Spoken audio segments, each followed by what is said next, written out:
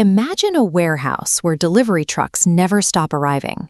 The manager is overwhelmed. Boxes pile up, blocking the exits, and the roof leaks because no one has time to fix it.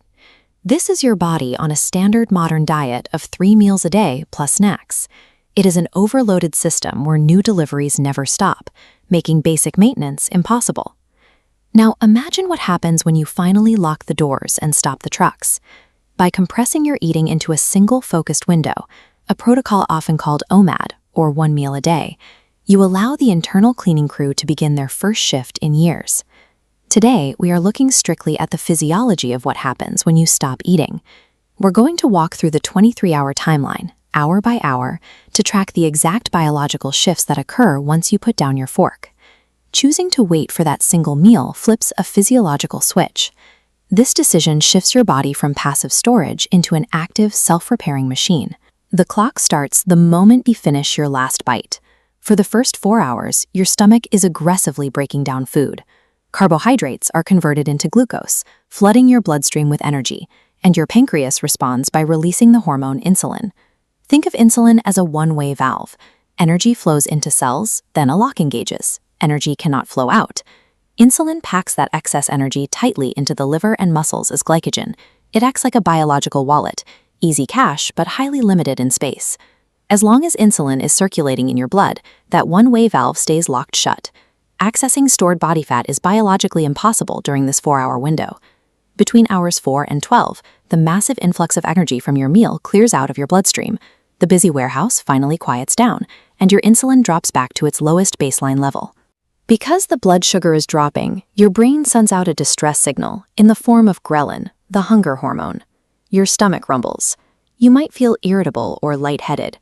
Your brain is signaling that the easy cash in the wallet is running out.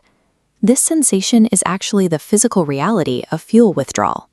Your body is like an engine that has only ever run on high-octane gasoline. As it tries to switch to the backup battery, the machinery stutters and shakes. If you push through the discomfort, the liver steps in. It realizes no new food is coming, so it officially opens the glycogen wallet. It steadily trickles those stored sugars back into the bloodstream, keeping your brain perfectly stable.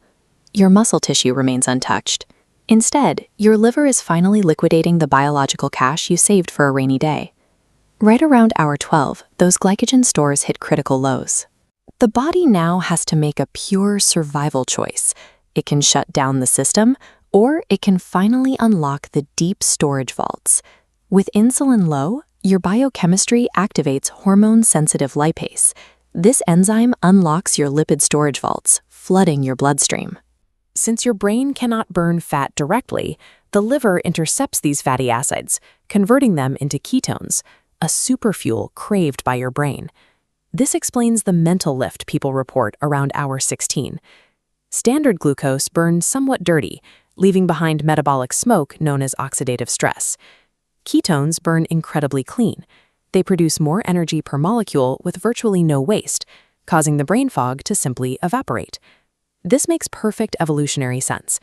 If a hungry early human got sleepy and lethargic, they would die. Hunger sharpens our focus and turns us into highly capable hunters. By hour 18, the warehouse has been empty for a long time.